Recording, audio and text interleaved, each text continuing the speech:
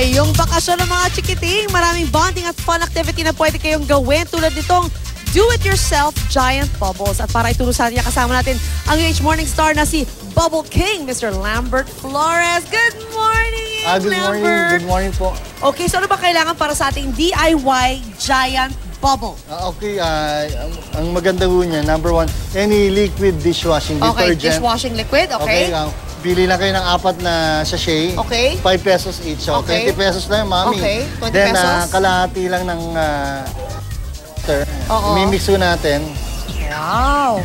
So, kaya-kaya ito ng lahat, nanay. Pero yung mga bata, syempre, ingatan yung mga mata nyo. Yes, So, kailangan may guidance pa rin ni mami. Okay, Pag pagkatapos, naano sa mata, mag-wash lang. mag-wash ka agad. Tapos, running water. kuha lang ko kayo ng hanger nyo. Oh, yung mga hanger na hindi na ginagamit. Yes, Oh, yung mga oh. wire hangers. Oh, Siyempre, kakortehan nyo ng kapuso. Yan. Oh, syempre. Any shape will Any do. shape. Diamond, tas bilog, heart. Okay, and then, Tapos, lalagyan nyo siya ng rope, cotton rope. ito lang. Yes, Aba, yes. murang-mura nga to, no? Tapos, pagkatapos, pwede na. Okay Pwede na siya. Yan na yung ginagawa ng ating Yes. mga malalaking bata rito. Sila Ivan, sila Lulu.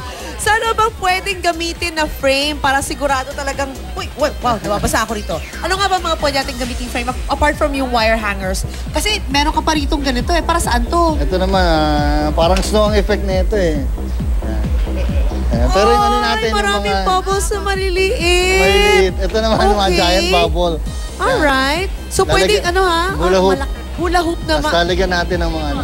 So, pwedeng hula hoop, pwedeng hanger, Yeah. pwedeng pamalo ng lamok at langaw. Tapos yung solution niya, pag malaki, times 10 lang. Times 10. Yeah. Okay, so dadamihan nyo lang. Tapos pwede rin kayo, kung wala kayong mga patya sa bahay, kung meron kayong mga pang swimming pool na ganyan, hindi ginagamit ang anak nyo, pwede rin siya gamitin. So just basically, kung gaano kayo creative, yun ang gamitin nyo. It's for your kids and for you. Di ba? Bonding activity yan. Maraming salamat, Lambert Flores. Thank you Yes, so much. yes. Nag-enjoy yung mga bata at big kids dito. Yes, enjoy ko kayo.